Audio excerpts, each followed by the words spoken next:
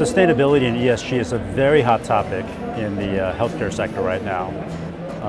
The healthcare sector itself is responsible for about 2.4 gigatons of carbon dioxide equivalent every year.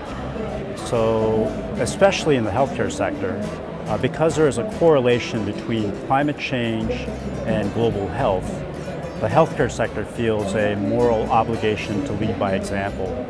Hence, a lot of our customers that are the global biopharma companies, the large companies, feel this need to lead by example and commit to net zero in their product development and manufacturing.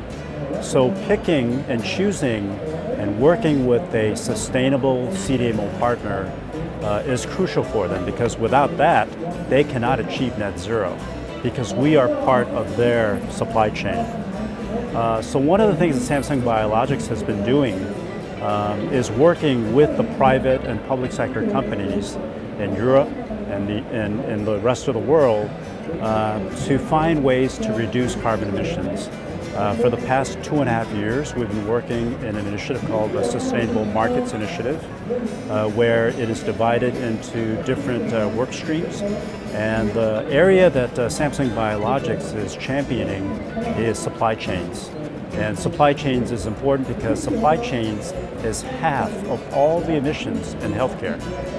And like I said, we've been working with our colleagues, our clients, and the public sectors, including UNICEF and WHO, as well as the academic institutions, to find ways to get to net zero.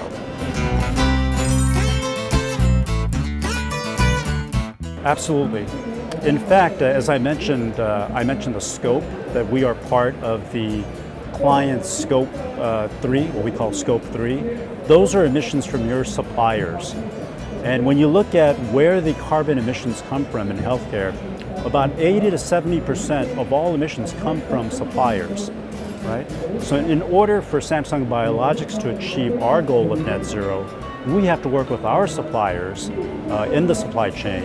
And these could be big suppliers like Cytiva, Thermo Fisher, all the way down to middle to small companies that we have to work with to get to net zero.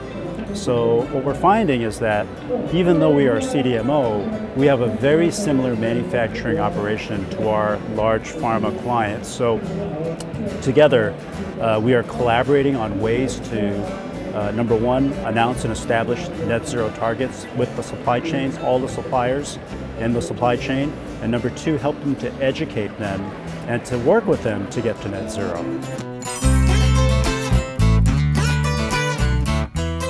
Absolutely. I don't think the effort will continue until we get to net zero. Our commitment is by the year 2050, but we have clients who have targets as early as 2040.